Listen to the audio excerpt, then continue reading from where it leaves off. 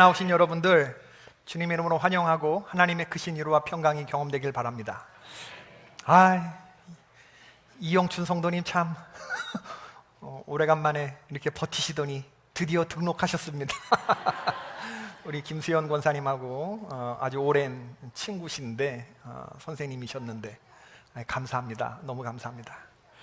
삶이 힘들고 어려운 가운데서 오늘 예배드리러 나왔는데 찬양 부르는데 은혜가 됩니다. 이걸 다시 한번 좀 부르기를 바라는데, 내 갈 길 멀고 밤은 깊은데 빛 대신 주 한 걸음씩 인도하소서. 우리 379장 찬송하십시다. 한 번만 다시 가사를 생각하시면서 오늘 주님의 위로를 느끼시기를 바랍니다. 조금 천천히 부릅시다. 이거 은혜로운 찬양이니까.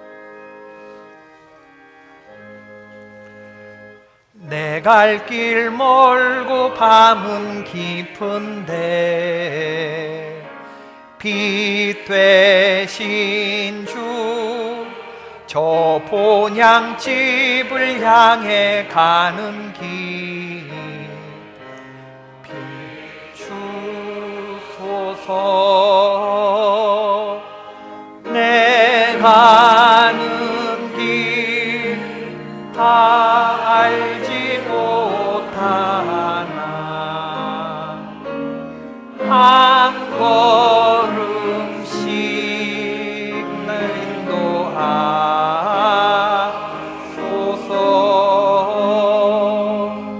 이전에 방탕하게 지낼 때에 교만하여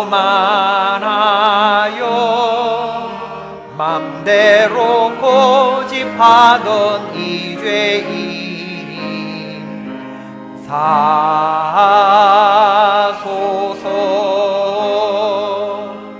내 지은 죄 다 알지 마시고 주 뜻대로 늘 주장하소서.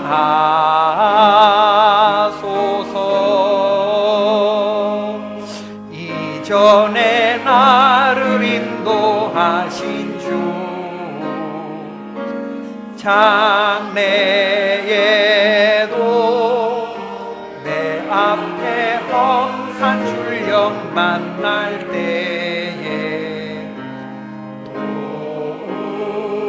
도우소서. 지나고 서는 아침에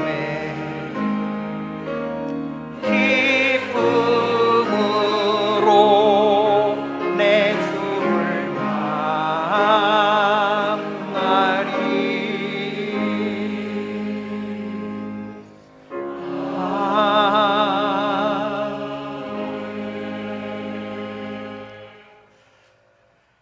세계의 이목이 한반도에 쏠려 있습니다. 앞으로 한두 주간은 참으로 중요한 역사적인 그런 시간이 될 것으로 보입니다.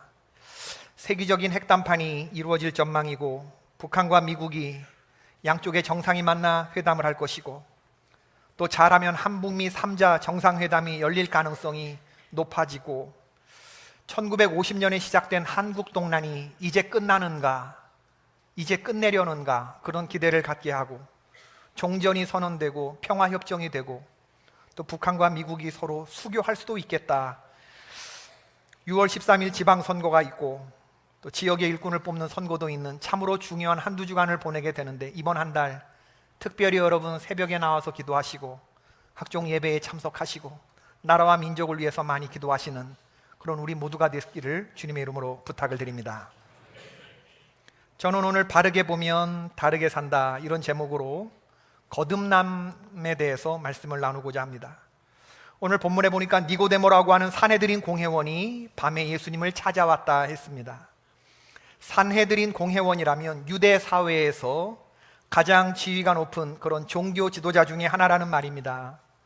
유대는 정치와 종교가 하나가 된 그런 사회였기 때문에 산헤드린 공회원이다, 그럼 오늘날로 말하면 국회의원쯤 되는 겁니다. 굉장히 상당한 높은 지위에 있는 그런 사람인데, 예수님도 니고데모를 선생이라고 호칭해 주었습니다. 근데 밤에 찾아왔다고 굳이 밝힌 이유는 니고데모가 아직 예수님에 대해서 확신이 없고 어떤 어려움에 있어도 예수님 편에 설 용기가 없었다는 것을 말하는 것일 겁니다. 그러나 지금 예수님과 니고데모의 이 사회적인 어떤 지위를 보자 그러면 상대할 수 없이 높은 자리에 니고데모가 가 있는 겁니다. 니고데모는 예수님보다 나이도 훨씬 많았을 거예요. 사회적인 명망이 높은 사람이 밤에 예수님을 찾아오기까지 그도 나름대로 많은 고민을 했을 겁니다. 니고데모는 예수님이라고 하는 사나이를 주의하여 보았습니다. 사람들에게 인기를 끌고 있는 예수라는 인물, 그가 행하였다고 하는 표적을 봤다는 사람들의 얘기를 들었을 겁니다. 그리고 정말 알다가도 모를 사람이라는 생각을 했겠죠. 분명히 사람인데 일반 사람들 같지 않고, 이 사람 뭐지? 이 사람 뭐지? 강력한 메시지와 또 절대 타협하지 않는 어떤 행동들, 어떤 카리스마와 초자연적인 능력을 두루 갖추고 있는 이 사람을 어떻게 봐야 할까? 니고데모는 예수님의 성전 정화 사건을 보았습니다. 오늘 본문에 앞서 등장하는 이야기죠. 유월절을 맞이하여 예루살렘 성전을 찾으신 예수님은, 유월절은 이스라엘의 가장 최대 절기인데 많은 사람들이 모여서 예배를 드리는데, 예수님은 그때 그 성전에서 어떤 행동을 하셨느냐? 성전 안에서 소나 양과 비둘기 파는 사람들과 돈 바꾸는 사람들이 앉아있는 것을 보시고 노끈으로 채찍을 만드셨다. 양이나 소를 다 성전에서 내쫓으시고 돈 바꾸는 환전상의 상을 엎으시고 다소 과격한 방식으로 비둘기 파는 사람들에게 이르시되, 이것을 여기서 가져가라. 내 아버지의 집으로 장사하는 집을 만들지 말라. 내 집은 만민이 기도하는 집이라 하셨습니다. 그날 무수한 구름대와 같은 예배자들이 모여 있었지만 이분처럼 행동한 분은 예수님밖에 없었어요.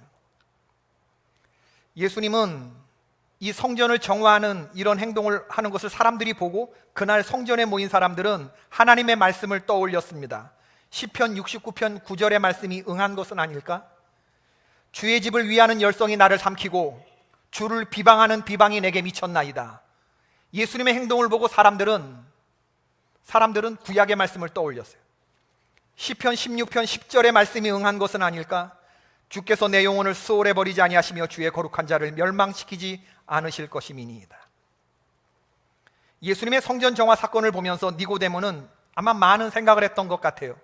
누가 감히 예루살렘 성전을 정화하겠다고 나설 수 있겠는가? 만약에 그런 사람이 있다면 그는 목숨을 걸어야 할 것이다. 성전이 만민이 기도하는 집인 것은 맞습니다. 하나님이 그렇게 말씀하셨으니까. 그러나 성전을 강도의 구렬로 만든 것도 맞거든요. 아픈 지적이지만 아니라고 할 수 없었습니다. 성전에 대해서 이렇게 과격한 방식으로 성전을 뒤집어 엎겠다고 말한 사람이 예전에 한 분 계셨는데 그분이 누구냐? 그분이 여호와 하나님이십니다. 그런데 지금 이분은 인간이지 않은가? 나사렛 출신의 선한 것이 나올 수 없는 그 촌뜨기, 30대 초반에 율법을 전문적으로 공부한 학자도 아니고 서기관도 아니고 대제사장은 더더욱이 아니고, 그럼 이 청년의 성전 정화 사건을 어떻게 보아야 하지? 겁을 상실한 건가? 겁을 상실한 건가? 이 청년이 간이 부은 건가? 아니면 오염되지 않은 믿음을 가진 청년의 그런 행동으로 봐야 하나? 그 청년의 말이 가슴을 아프게 찔렀을 거예요. 우리 종교인들이 가슴에 손을 얹고 진실로 반성해야 하는 대목, 정말 이 청년 대단하다. 자신의 목숨을 걸지 않고서는 이런 행동을 할 수 없는데 조금도 망설이거나 주저함이 없었습니다. 그리고 예수라는 그 청년이 그런 행동을 했을 때 한 사람도 대적을 못했다니, 이 또한 놀라운 일 아닌가? 사람들은 그의 모습을 보면서 하나님을 두려워하는 마음으로 대꾸하지 못했습니다. 여러분, 사람들의 이 생계 수단을 뒤집어 엎고 쫓아내는 사람을 상인들이 가만히 뒀겠습니까? 종교인들에게 맞아 죽기 전에 이미 상인들에게 맞아 죽을 뻔한 그런 행동을 하시는데도 이 예수님의 포스에, 이 예수님의 카리스마에 아무도 대꾸를 하지 못했어요. 더 놀라운 일은 뭐냐 하면, 그 청년의 행동이 아니라 그 청년이 그 행동 뒤에 선포했던 메시지죠. 그것은 하나님이 줄기차게 이 백성에게 선지자를 통해서 주신 메시지와 내용적으로 하나도 달라지지 않았습니다. 니고데모가 보기에 이사야에 예언된 하나님, 요엘과 아모스에 예언된 하나님이 만일 이 땅에 오셨다면 이분처럼 했을 것이다. 그 느낌 그대로, 그 포스 그대로 내가 선지자의 글을 읽으며 가졌던 그 느낌과 동일한 사건이 바로 얼마 전에 일어났는데, 그렇다면 부정할 수 없는 가능성 하나, 이 사람은 사람인가 아니면 진실로 하나님의 아들일 수도 있겠다. 내가 가서 그분을 만나봐야겠다. 이런 결론에 도달해서 그가 밤에 찾아온 거예요. 그리고 니고데모가 생각하는 바를 이야기하죠. 그가 밤에 예수께 와서 이르되 랍비여. 여러분, 자기가 랍비인데 대학 교수가 선생이여 라고 말하는 사람은 한 가르침 받겠다, 그 얘기죠. 최고의 극존칭 표현이 랍비여 라고 부르는 겁니다. 우리 생각엔 처음 뵙겠습니다 뭐 이렇게 인사를 할 것 같은데, 굉장히 겸손하게 얘기해요. 당신은 하나님께로부터 오신 선생인 줄 우리가 아나이다. 지금 자기가 생각하고 결론 내린 예수라고 하는 사나이에 대한 니고데모의 생각이에요. 하나님께로부터 오신 선생, 랍비. 하나님이 함께하지 않으면 당신이 행하시는 이 표적을 아무도 할 수 없다. 아직까지 예수의 신성을 알아보고 있지는 못해요. 예수님은 니고데모의 인사를 받으신 후에 대뜸 너는 거듭나야 하나님 나라를 볼 수 있다 라고 말씀하십니다. 3장 3절, 예수께서 대답하여 이르시되 진실로 진실로 내게 이르노니 사람이 거듭나지 아니하면 하나님의 나라를 볼 수 없느니라. 예수님은 니고데모가 무엇 때문에 예수님을 찾아왔는지 단번에 아셨어요. 그리고 대뜸 그에게 필요한 말씀을 주셨습니다. 결코 예수님이 니고데모를 시니컬하게 대하신 것 아닙니다. 니고데모의 찾아온 이유와 목적과 그의 현재의 상태를 진단하시고 그 진단과 처방을 한마디 해주신 것이 사람이 거듭나지 아니하면 하나님의 나라를 볼 수 없다. 그러면 진단은 뭡니까? 너는 거듭났다, 거듭나지 않았다? 거듭나지 않았다. 너는 하나님의 나라를 봤다, 못 본 사람이다. 못 본 사람이다. 그러면 이건 모욕적인 얘기다, 아니다? 듣는 사람 입장에서 모욕적이고 충격적인 말일 수 있죠. 내가 명색이 바리새인이고 사내들인 공회원인데, 누구보다도 하나님의 나라를 잘 알고 가르치는 사람인데 어찌 내게 이렇게 심한 말을 할 수가 있을까? 그러나 니고데모는 이분의 말씀이 아니라 못했습니다. 겸손하게 다시 묻습니다. 니고데모가 이르되 사람이 늙으면 어떻게 날 수 있습니까? 두 번째, 모태에 들어갔다가 날 수 있사옵니까? 바보 같은 질문처럼 들리겠지만 니고데모는 예수님 앞에서 솔직한 질문을 했습니다. 여러분, 저는 이 니고데모의 질문이 많은 사람을 구원에 이르게 하는 그런 질문이 되었다고 믿습니다. 왜냐하면 니고데모의 이 바보 같고 어리석은 질문으로부터 구약과 신약을 통틀어 가장 성경에서 유명한 한 구절을 뽑으라면 말할 수 있는 요한복음 3장 16절이 나오는 거거든요. 다 같이 읽어보십시다. 시작. 하나님이 세상을 이처럼 사랑하사 독생자를 주셨으니 이는 그를 믿는 자마다 멸망하지 않고 영생을 얻게 하려 하심이라. 하나님 나라에 들어간 거듭난 성도가 되는 것은 어떻게 가능한 일인가? 예수님 말씀하십니다. 물과 성령으로 거듭나야 한다. 이 말씀은 에스겔 36장 25절 이하에 이미 예언된 말씀이죠. 읽어보십시다. 시작. 맑은 물을 너희에게 뿌려서 너희로 정결하게 하되 곧 너희 모든 더러운 것에서와 모든 우상 숭배에서 너희를 정결하게 할 것이며 또 새 영을 너희 속에 두고 새 마음을 너희에게 주되 너희 육신에서 굳은 마음을 제거하고 부드러운 마음을 줄 것이며. 하나님은 당신의 이스라엘 백성들을 거듭나게 하시겠다고 하면서 두 가지 말씀을 주시는데, 하나는 내가 물로 너희의 죄를 깨끗이 씻을 것이다. 또 하나는 하나님의 성령, 하나님의 영을 내가 너희 마음속에 부어서 딱딱한 마음을 부드럽게 해줄 것이다. 그러니까 거듭났다는 것은 어떤 사람에게 두 가지 일이 일어난 건데, 하나는 죄사함, 죄 씻음을 받은 거고, 또 하나는 하나님의 영이 마음 가운데 임한 겁니다. 그런데 이것을 알지 못하는 니고데모가 어떻게 일어날 수 없는 도저히 불가능한 일이 다시 일어날 수 있습니까? 어머니 뱃속에 다시 들어갔다가 다시 태어나야 된다면 이렇게 순진한 질문을 하니까 예수님이 책망하신 거죠. 너는 이스라엘의 선생으로 이것을 알지 못하느냐? 니고데모가 볼 때에는 이게 이해가 안 되는 겁니다. 사람은 죄인이고 엎질러진 물을 다시 주워 담을 수는 없는 일인데, 우리 모두는 다 죄인인데 어떻게 우리의 죄가 씻겨질 수가 있는가? 그리고 성령은 더러운 사람들의 마음속에 올 수가 없는데, 창세기 6장에서 인간의 부패함과 죄된 본성을 보시고 하나님이 사람에게서 거두신 것이 성령인데, 여러분, 세상에서 가장 냄새나고 더러운 곳이 어디입니까? 우리의 마음이죠. 우리의 마음. 예수님 분명하게 말씀해 주셨어요. 만물보다 거짓되고 심히 부패한 곳은 다른 데 있는 게 아니라 바로 이 마음속에 있다. 내 마음속에.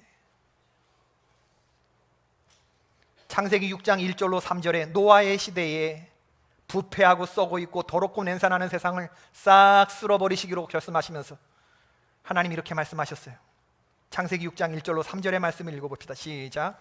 사람이 땅 위에 번성하기 시작할 때에 그들에게서 딸들이 나니 하나님의 아들들이 사람의 딸들의 아름다움을 보고 자기들이 좋아하는 모든 여자를 아내로 삼는지라. 여호와께서 이르시되 나의 영이 영원히 사람과 함께 하지 아니하리니 이는 그들이 육신이 됨이라.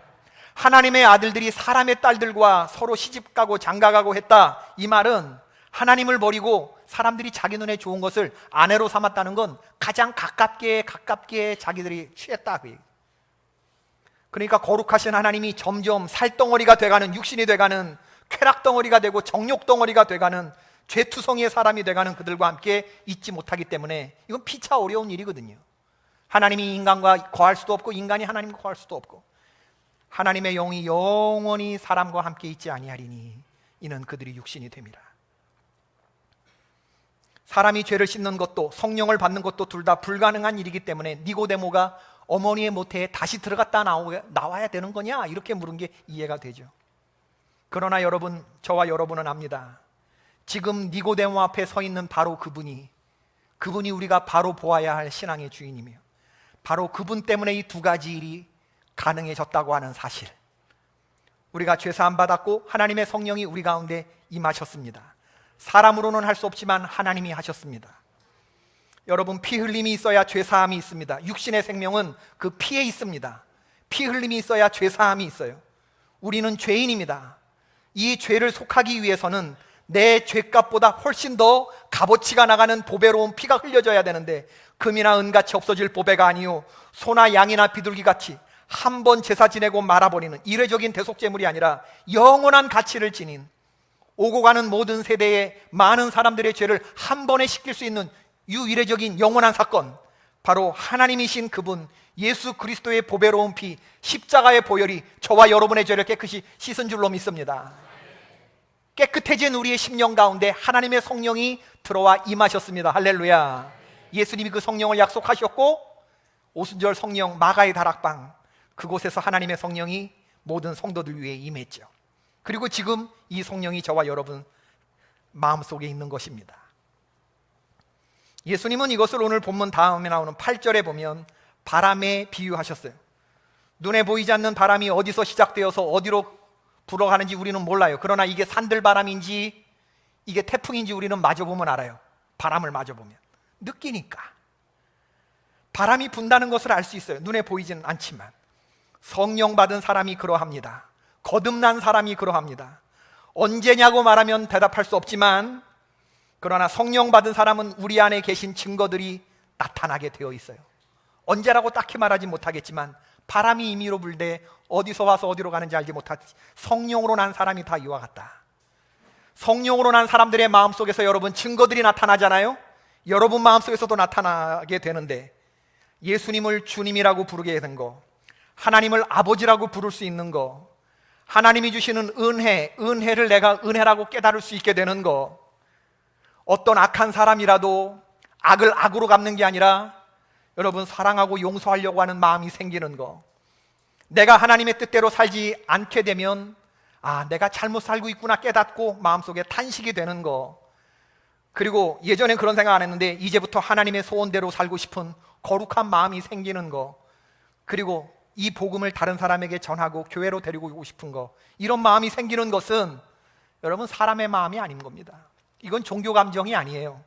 여러분 마음속에 주님께서 움직이고 계신 증거인 줄로 믿습니다. 지난주에 90살이 넘으신 권사님 한 분을 신방했는데, 우리 교회에 92세 된 권사님이 계셔요. 우리 교회에 90이 넘으신 권사님이 세 분이 계시는데 그 중에 한 분이 욕실에서 넘어지셨어요. 최초의 얘기를 듣고 깜짝 놀랐습니다. 많이 다치신 줄 알고. 근데 알고 보니까 욕실에서 주저앉으셨는데 연세가 있으시니까 이분이 아이고 하나님 나라 가나보다 마음이 약해지셔서 담임 목사의 신방을 요청했습니다. 그래서 달려갔더니 며칠 쉬면 날 것 같아요.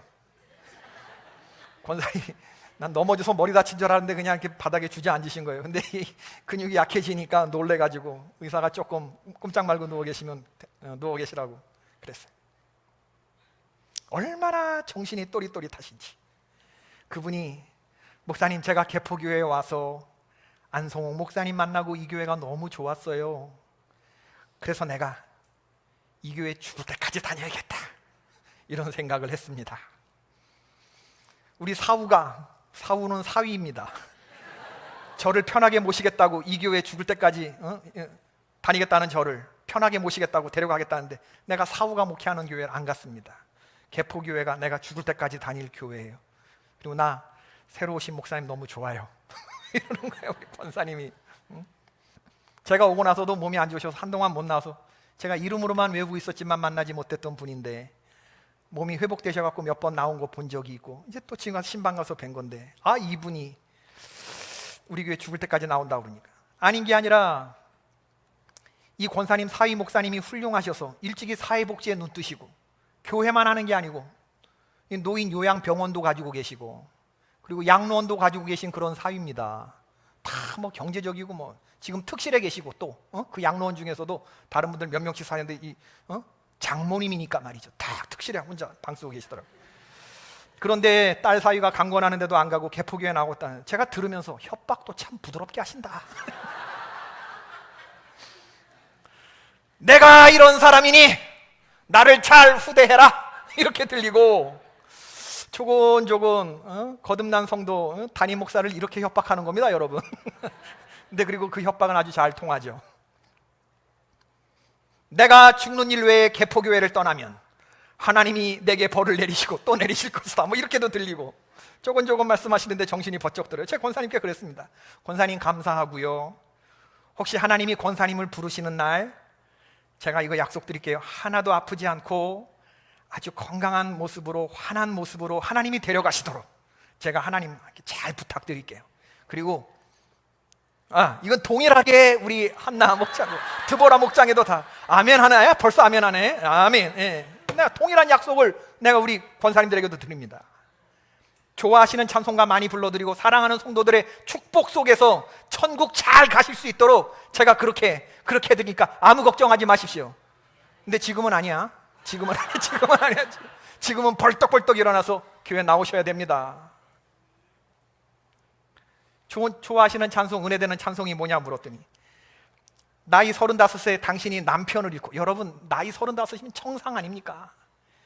혼자 아들 딸들 키우면서 눈물 나는 순간마다 이 찬송가를 부르면서 버티셨대요.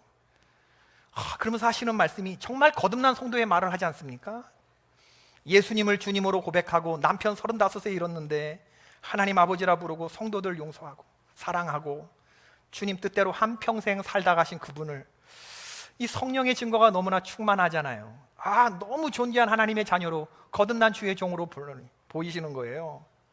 이 권사님이 힘들 때 부르셨다고 하는 찬송가 우리도 한번 좀 불러볼까요? 445장 태산을 넘어 험곡에 가도 빛 가운데로 걸어가면 춥겠. 이게 눈물 나는 순간마다 당신이 이 찬송을 부르면서 버텼대요. 여러분과 저도 그럴 수 있길 주의 이름으로 축원합니다. 이 찬송가에 힘을 얻으시길 바라요. 우리 한나 목장도 마찬가지로 태산을 넘어 험곡에 가도 빛 가운데로 걸어가면 주께서 항상 지키시기로 약속한 말씀 변치 않네. 하늘의 영광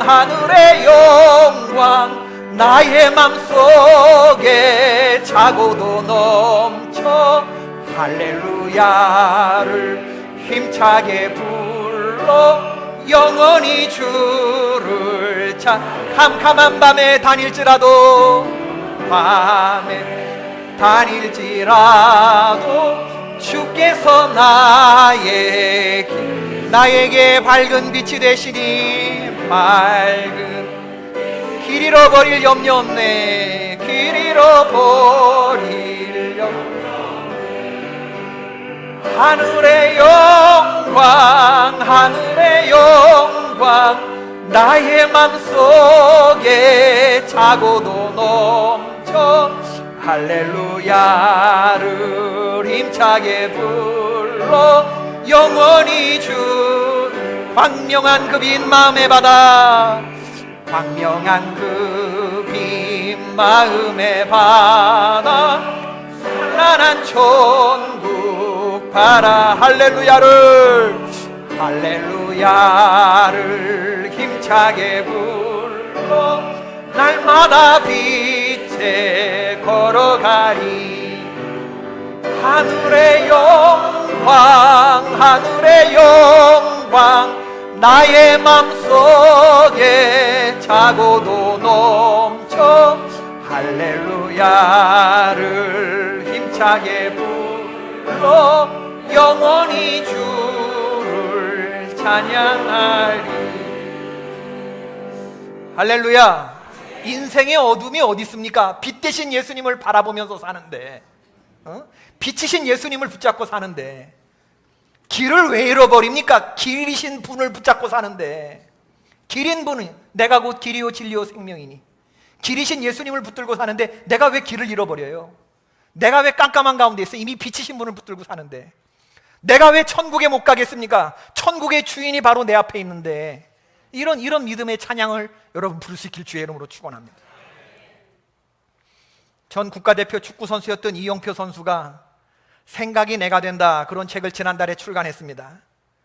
진실한 크리스찬으로 거듭난 자신의 삶과 믿음에 대해서 담담히 기록한 책이에요. 아주 은혜롭더라고요. 자기가 어렸을 때 모든 사람이 알아보는 유명한 대한민국 축구 국가대표가 되는 게 꿈이었대요. 그 꿈만 이룰 수 있으면 행복할 것 같았대요. 실제로 건국대학교 3학년 때 올림픽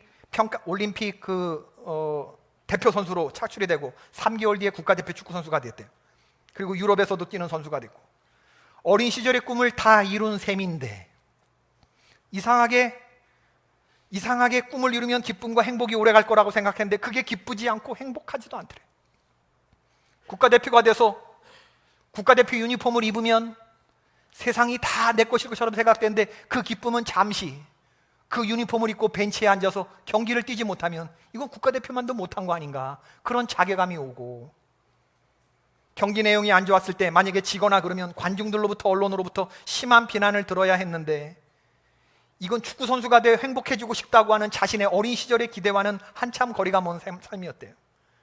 시간이 지날수록 초조하고 메말라가는 그런 느낌이고, 축구가 나를 행복하게 하지 못하다니, 이건 너무나 견디기 힘든 그러한 고민이었답니다. 상황과 환경, 조건에 따라 계속 변하는 기쁨이라면 이게 진정한 기쁨이 될 수는 없지 않는가. 이분이 37살에 은퇴를 하고, 37살이 은퇴를 했으니까 얼마든지 제2의 도전을 할 수 있는 충분한 시간이 있었는데, 축구에서부터 그랬던 것처럼 지금부터 10년간 노력하면 다시 10년 후 한 50쯤 됐을 때 다른 분야에서도 성공적인 삶을 살 수도 있겠다. 그러나 문제는 뭐냐면 성공이 아니라 성공했다고 보는 그 다음에 오는 이 허탈감과 이 상실감, 그게 자신이 없어지더라는 거예요. 축구가 영원한 기쁨이 될 거라는 생각에 한번 속아본 나로서는 또다시 세상의 성공에 속고 싶지 않았다는 겁니다. 결국 방향감을 잃어버리고 말 이 세상에서 벗어날 수 있는 유일한 길은 하나님밖에 없음을 깨닫게 되었어요. 그리고 잃어버린 자기 삶의 방향을 하나님 안에서 찾기로 결심했습니다. 그리고 생각해 보니까 교회는 다니고 있었지만 한 번도 예수님을 나의 인생의 주인으로 바라본 적이 없었대요. 그러니까 주님이 원하시는 삶을 살지 못했던 거죠. 만약 하나님이 내 인생의 주인이라면 밤 12시에 나의 종아 남산에 가서 뭘 좀 가져오라 하시면 나는 가야 했는데, 그러나 나는 어떤 식의 삶을 살았냐? 하나님 지금 밤 12시에요. 밖은 위험하고 깜깜해요. 내일 아침에 갈게요. 이렇게 응답을 하고 살았다는 거예요. 말로는 하나님을 주님이라고 부르면서도 전혀 종답지 않은 신앙생활을 하고 있던 나는 네 인생의 주인은 누구냐? 라고 말했을 때 머뭇머뭇거리면서 대답하지 못했던 이유는 두 가지. 하나는 종답게 살지 못하는, 크리스찬답지 못하게 사는 내 삶의 면목 없음, 또 하나는 만약에 대답했다간 내 삶이 완전히 끝장날 것 같은 이 불안감, 두 가지 때문에. 그러나 이 질문을 피할 수는 없었대요. 너 인생의 주인이 누구냐? 나는 이 질문 앞에서 결코 도망갈 수 없다는 걸 알았고 마침내 대답했습니다. 하나님, 지금부터 나의 주인은 하나님이십니다. 정말 진실로 이 고백을 하는 순간에 없던 입맛이 돌아왔고 우울하던 염려 근심이 다 사라지고 마음의 평안이 찾아오는데, 믿고 맡긴 자의 평안함이 이런 거구나. 사람들이 비난해도 사람들이 칭찬해도 주님 영광 받으소서, 주님 날 불쌍히 여기소서 하게 되고, 여러분 근심과 염려, 걱정은 우리 인간이 지고 가는 그런 주제가 아닙니다. 하나님이 우리 인간을 창조하실 때 염려와 근심, 걱정과 두려움과 불안을 지고 가게끔 창조하지 않으셨어요. 왜냐하면 그것도 우리가 지고 가기에 너무나 버거운 거라는 걸 하나님이 아신 겁니다. 삶의 염려와 근심, 걱정이 올 때 그것은 누구에게 맡겨야 되느냐? 우리가 지고 가는 게 아니라 누구에게 맡겨야 돼요? 하나님께 맡겨야 돼요. 하나님께 맡기시길 주의 이름으로 축원합니다. 왜냐하면 우리가 지고 갈 수 없게끔 프로그래밍 돼 있기 때문에 주님 맡아주세요, 주님 이거 가져가 주세요, 그리고 믿고 맡기는 것입니다. 수고하고 무거운 짐진 자들아 다 내게로 오라, 내가 너희를 편히 쉬게 하리라 하셨잖아요.